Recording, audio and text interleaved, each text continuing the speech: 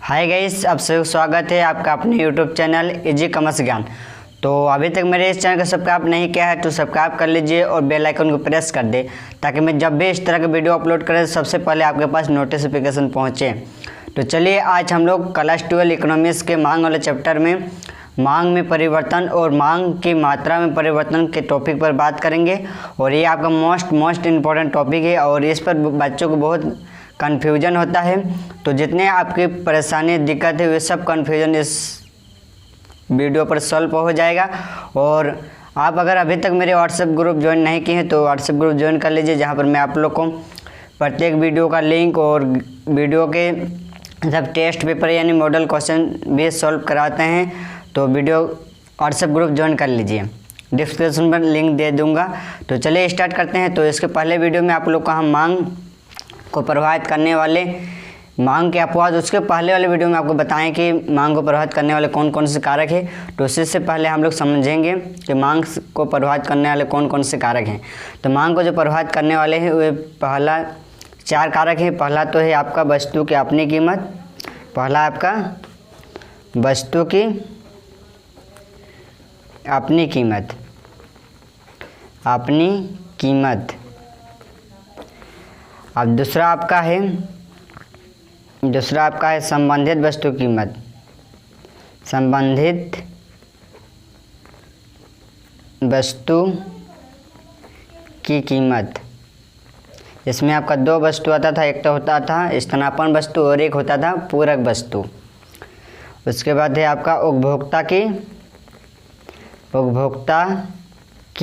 आय, उपभोक्ता की आय। और चौथा आपका था उपभोक्ता की रुचि। उपभोक्ता की रुचि भी मांग को प्रभावित करता है। तो ये सब मांग को प्रभावित करने वाले कारक हैं। और वस्तु की अपनी कीमत जो है इसको तो हम लोग कहते हैं, कीमत कारक। क्या कहते हैं? कीमत कारक। प्राइस फैक्टर, क्या बोलते हैं इसको? Price factor. और ये तीनों को हम लोग क्या बोलते हैं? ये तीनों को बोलते हैं कीमतेतर कारक। क्या बोलते हैं? कीमतेतर कारक। या तो हम लोग इसको कहते हैं कीमत के अतिरिक्त कारक। इंग्लिश में क्या बोलते हैं? अदर देन प्राइस फैक्टर यानी कीमत के अतिरिक्त। तो मांग को प्रभावित करने वाले कितने कारक हैं? 4 कारक हैं। इसमें से एक कारक जो है वस्तु का अपनी कीमत, इसको बोलते हैं कीमत कारक। और 3 कारक जो है उपभोक्ता क्या है? संबंधित वस्तु कीमत, उपभोक्ता की रुचि, इसे तो बोलते हैं कीमतेतर कारक, अदर देन प्राइस फैक्टर। तो ये सब मांग को प्रभावित करते हैं। और मांग में जो परिवर्तन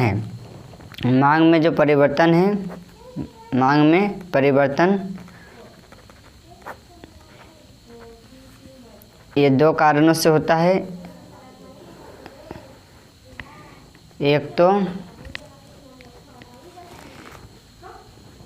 कीमत कारक के कारण और एक होता है कीमतेतर कारक के कारण। किसके कारण? कीमतेतर कारक के कारण। कीमत कारक के कारण मांग की मात्रा में परिवर्तन होता है। किसमें? मांग की मात्रा में परिवर्तन होता है।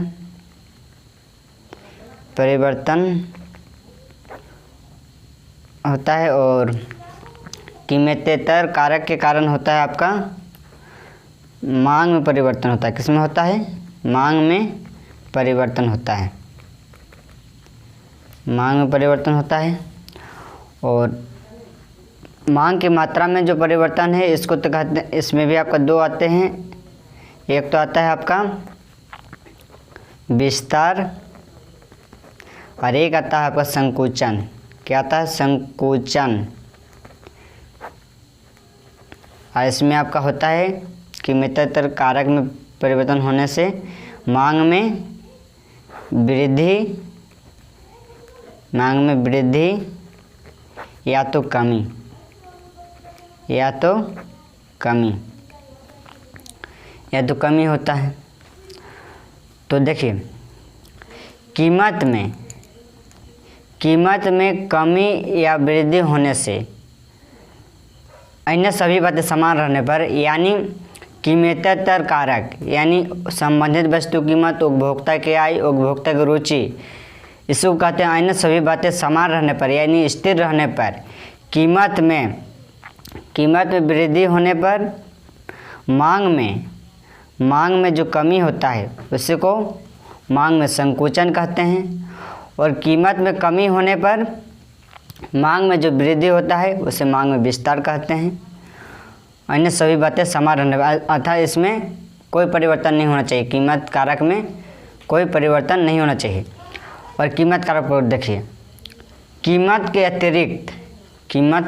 अतिरिक्त यानी इसको छोड़कर उपभोक्ता की आय, संबंधित वस्तु कीमत तथा उपभोक्ता की रुचि में परिवर्तन होने पर मांग में होने वाले वृद्धि को तो वृद्धि कहते हैं। और अन्य सभी कीमत के अतिरिक्त उपभोक्ता की आय, उपभोक्ता की रुचि, संबंधित वस्तु कीमत में वृद्धि होने पर मांग में जो कमी होता है उसी को मांग में कमी कहते हैं। तो आपका इसमें डिफरेंस भी पूछ सकता है कि विस्तार और वृद्धि में क्या डिफरेंस है और संकुचन और कमी में क्या डिफरेंस है। तो यहाँ भी डिफरेंस आपको हम समझाऊंगा नीचे में, तो वीडियो को छोड़िए कर जाइएगा नहीं। तो चलिए देखते हैं विस्तार और वृद्धि में क्या डिफरेंस है। तो विस्तार देखिए, इस तरह से आप जब भी अंतर या संबंध बताएंगे तो आपको इस तरह से टेबल बनाना होगा, और यहाँ पर बेस यानी आधार लिखिएगा। यहाँ पर जिसके लिख रहे हैं टॉपिक पर विस्तार और वृद्धि दोनों में डिफरेंस, उसका टॉपिक लिखेंगे। सबसे पहले तो लिखेंगे अर्थ। सबसे पहले क्या लिखेंगे? अर्थ। अन्य सभी बातें समान रहने पर, कीमत में कमी होने पर मांग में जो वृद्धि होती है उसे तो मांग में विस्तार कहते हैं। अन्य सभी बातें यानी कीमतेतर कारक में परिवर्तन नहीं होने पर मांग में जो वृद्धि होता है उसे मांग में क्या कहते हैं? विस्तार कहते हैं। इतना तक समझ में आ गया। अब वृद्धि क्या है, इसका भी अर्थ लिखेंगे। कीमत के अतिरिक्त अन्य कारक में कमी होने पर मांग में होने वाली वृद्धि को ही वृद्धि कहते हैं। मांग में होने वाली वृद्धि को ही वृद्धि कहते हैं। यानी कीमत के अतिरिक्त, यानी कीमत कारक के अतिरिक्त वस्तु की अपनी कीमत, इसको छोड़कर अन्य कारकों में जो कमी होता है उसमें जो कमी होता है उसके कारण जो मांग में वृद्धि होती है उसी को ही वृद्धि कहते हैं। तो ये दोनों डिफरेंस है। तो इसके क्या कारण है, इसका कारण लिखना है। एक किसके कारण हो रहा है? विस्तार किसके कारण हो रहा है? कीमत कारक के कारण। और इसमें किसके कारण हो रहा है? कीमतेतर कारक के कारण। कीमतेतर कारक के कारण हो रहा है, या तो कह सकता है कीमत के अतिरिक्त अदर देन प्राइस फैक्टर के कारण हो रहा है। तो ये आपका रीजन हो गया। अब चलिए देखते हैं इसका ग्राफ देखते हैं। तो चलिए इसका ग्राफ देखते हैं, ग्राफ किस तरह से बनता है। तो मांग वक्र का ग्राफ आपको बता चुके हैं इसके पहले वाले वीडियो में। तो मांग वक्र का ग्राफ आपका कुछ इस तरह से बनता है, आपका कुछ इस तरह से बनता है। देखिए आपका हम वीडियो में बना के दिखा रहे, इसलिए हम पहले नहीं बनाए हैं। देखिए आपका डिमांड कुछ इस तरह से बनता है, इस तरह से। और इसमें क्या कीमत, मान लीजिए यहाँ पर O हो गया, यहाँ पर X हो गया, यहाँ पर Y हो गया। इसको इधर क्वांटिटी हो गया, इधर प्राइस हो गया। मान लीजिए OQ कीमत पर वो कितना डिमांड कर रहा था? OP डिमांड कर रहा था। अब कीमत जब घट गया तो अब उसने मांग में वृद्धि कर दिया। तो मांग वक्र किधर संचालन हो रहा है? इधर हो रहा है। तो इसी को हम लोग क्या कहते हैं, विस्तार। इसी को हम लोग क्या कहते हैं, विस्तार। नीचे की ओर संचालन होता है। अब चलिए देखते हैं वृद्धि। वृद्धि में का ग्राफ किस तरह से बनता है। तो सबसे पहले मांग वक्र डिमांड कर्व बना लेंगे, मांग वक्र। चलिए देखते हैं।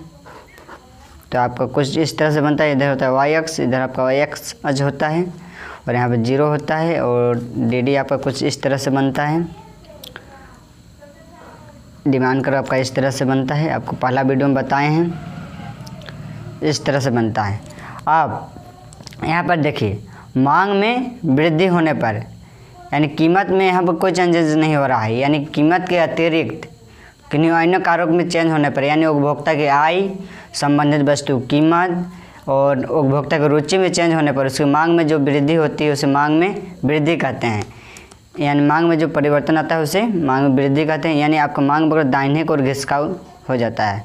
मांग वक्र जो है वो दाहिने की ओर घिसकाव हो जाता है, डी से डी ऑन हो जाता है, यानी दाहिने को शिफ्ट हो जाता है।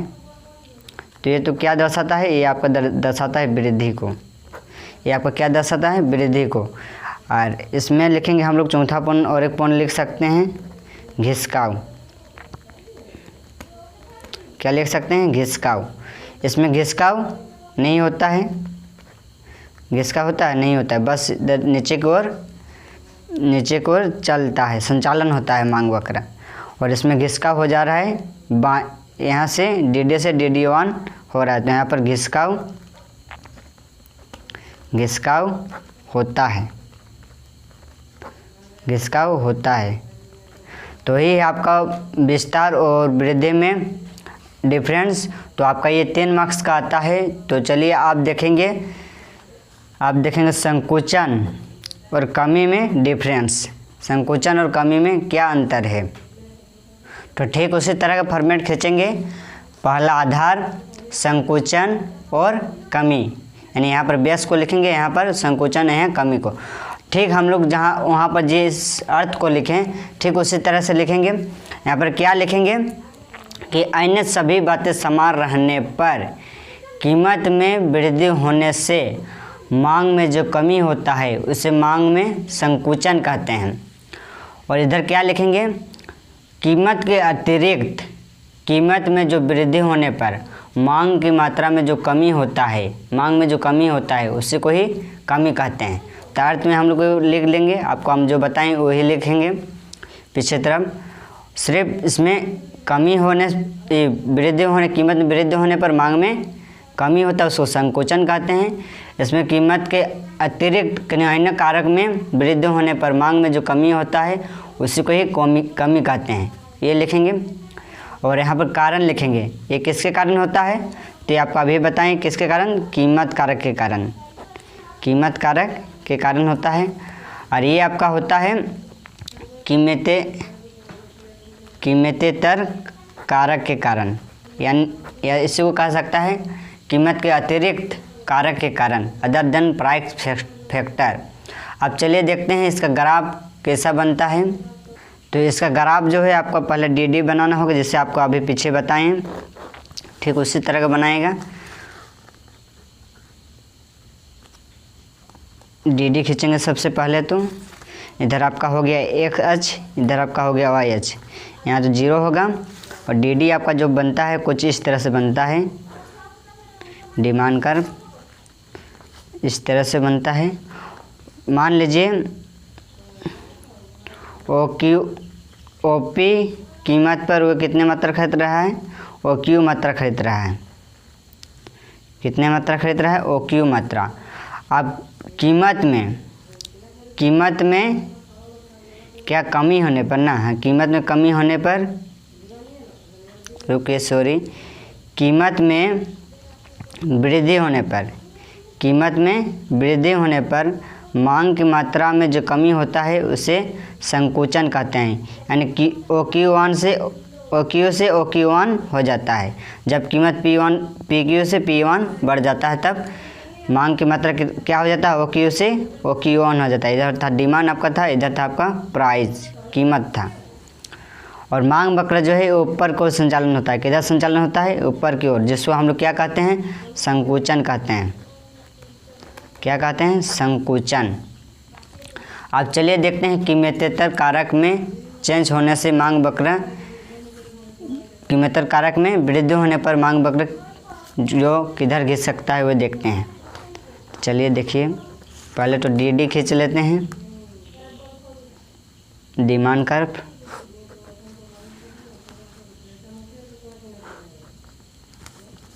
डी आपका कुछ इस तरह से बनता है, इधर होता है आपका एक्स अक्ष, इधर होता है वाई अक्ष, यहाँ पर होता है आपका जीरो। अब कीमत में वृद्धि होने पर मांग में जो कमी होता है उसी को हम लोग क्या कहते हैं, कमी। यानी कीमत के अतिरिक्त किन्हीं अन्य कारक में वृद्धि होने पर मांग में जो कमी होता है उसी को हम लोग कमी कहते हैं, और जिसके कारण मांग वक्र किधर घिसक जाता है, बाएं की ओर घिसक जाता है, बाएं की ओर घिसक जाता है। डी से डी1 हो जाता है, किधर, बाएं की ओर घिसक जाता है। इसको तो हम लोग क्या दर्शाते हैं, कमी को दर्शाते हैं, यहाँ कमी को दर्शाते हैं। अब चलिए ये इसमें संकोचन में तो घिसकाव नहीं होता है, चौथा पॉइंट में आप लिख सकते हैं, और इसमें तो घिसकाव जो है, घिसकाव होता है। क्या लिखेंगे इसमें, घिसकाव होता है। तो ये भी आपका 3 मार्क्स का पूछता है। तो आई होप आपको यहाँ तक समझ में आ गया है, और आपको इस तरह से भी क्वेश्चन पूछ सकता है एग्ज़ाम में, आपको कुछ इस तरह से भी क्वेश्चन पूछ सकता है एग्ज़ाम में। देखिए कि मांग की मात्रा में परिवर्तन, इसमें इसी से आपको पूछ देगा, कहीं पर एग्ज़ाम में आता है कि मांग की मात्रा में परिवर्तन तथा मांग में परिवर्तन में क्या डिफरेंस है, ये भी आपका एग्ज़ाम में आता है। तो ये भी आपको अभी समझा रहे हैं, चलिए इसमें भी आपको डिफरेंस बता दे रहे हैं। तो ठीक उसी तरह का आप खींच लीजिएगा, आधार, मांग की मात्रा में परिवर्तन और मांग में परिवर्तन। ये जो आपका टेबल जो है ये भी बहुत मायने रखता है एग्ज़ाम में, आपको एग्जामिनर इससे नंबर नहीं काट सकते हैं। ये टेबल भी बहुत मायने रखता है, टेबल भी बनाना सीख जाइए। पहले क्या देंगे, आधार, फिर टॉपिक का, दोनों में दो जिसमें डिफरेंस बता रहे हैं उसको टॉपिक का नाम लिखेंगे। तो सबसे पहले तो आधार, तो सबसे पहला नंबर में क्या लिखेंगे, सबसे पहला नंबर में तो लिखेंगे अर्थ। मांग की मात्रा में परिवर्तन, तो अन्य सभी बातें समान रहने पर कीमत में कमी या वृद्धि होने पर मांग में जो परिवर्तन होता है, मांग में जो कमी या वृद्धि होती है उसी को तो कहते हैं मांग की मात्रा में परिवर्तन। इसमें वो डिफिनेशन लिखिएगा, और इसमें ये मीनिंग लिखिएगा, ये डिफिनेशन, मांग में परिवर्तन यानी कीमत के अतिरिक्त किन्हीं अन्य कारक में, यानी कीमतेतर कारक में कमी या वृद्धि होने पर मांग में जो कमी या वृद्धि होती है उसी को कहते हैं मांग में परिवर्तन। तो आई होप आपको इसका मीनिंग समझ में आ गया है। अब चलिए आपको देखते हैं, आपका दूसरा पॉइंट में आप लिख सकते हैं क्या, कारण। क्या लिख सकते हैं, कारण। इसका जो रीजन है या कारण है वो तो है कीमत कारक। क्या है, कीमत कारक। ये कीमत कारक में कमी या वृद्धि होने पर मांग में कमी या वृद्धि होता है, मांग में विस्तार या संकुचन होता है। और इसका जो है, इसमें तो है आपका कीमतेतर कारक, कीमतेतर कारक, कीमत का अतिरिक्त अदर देन प्राइस फैक्टर। आप तीसरा नंबर में आप लिख सकते हैं, इसमें 2 आता है, यानी आप ग्राफ बना सकते हैं। तीसरा नंबर में क्या बना सकते हैं, ग्राफ भी बना सकते हैं। चौथा नंबर में आप लिख सकते हैं, दोनों का ग्राफ बना सकते हैं, विस्तार और संकुचन का यहाँ आप बना सकते हैं, वृद्धि और कमी का यहाँ ग्राफ बना सकते हैं। और चौथा नंबर में आप घिसकाव वाला, घिसकाव और लिख सकते हैं। इसमें जो है मांग वक्र का घिसकाव नहीं होता है, और इसमें जो है मांग वक्र का घिसकाव होता है। तो ये आपका जो क्वेश्चन आता है ना, डिफरेंस से 3 मार्क्स का आता है, तो आपको हम 4 पॉइंट बता दिए हैं, तो ये भी आपका काफ़ी है। तो चलिए आई होप आपको समझ में आ गया है। अगर कहीं पर अगर दिक्कत परेशानी होता है तो व्हाट्सएप ग्रुप ज्वाइन कर लीजिए, और वहाँ पर कमेंट करके बताइए, यानी मैसेज कर दीजिए मेरा पर्सनल नंबर पर। और अगर आपको पॉसिबल नहीं हो रहा है तो आप कमेंट बॉक्स में बता दीजिए कि आपको समझ में आ रहा है कि नहीं समझ में आ रहा है। और आपको इतना दिन जो दिक्कत था, मांग की मात्रा में परिवर्तन, मांग में परिवर्तन, इसमें जो दिक्कत है, अगर आपको दिक्कत, अगर कोई परेशानी अगर दूर हुई है वीडियो के सहायता से, तो कमेंट करके सिर्फ बता दीजिए। अगर नहीं भी समझ में है तो वो भी बता सकते हैं, ताकि मैं आप लोग के लिए और अच्छे से और आप लोग को समझाने का प्रयास करूँगा। तो कमेंट ज़रूर कीजिए। अगर आप मेरे लिए 19 मिनट का टाइम बर्बाद किए हैं तो और आप 1 मिनट टाइम बर्बाद करके सिर्फ बता दीजिए कि समझ में आया या नहीं। तो चलिए धन्यवाद, वीडियो को एंड करते हैं। तो आई होप आपको समझ में आया है। तो वीडियो को लाइक करें, कमेंट करें और शेयर करें।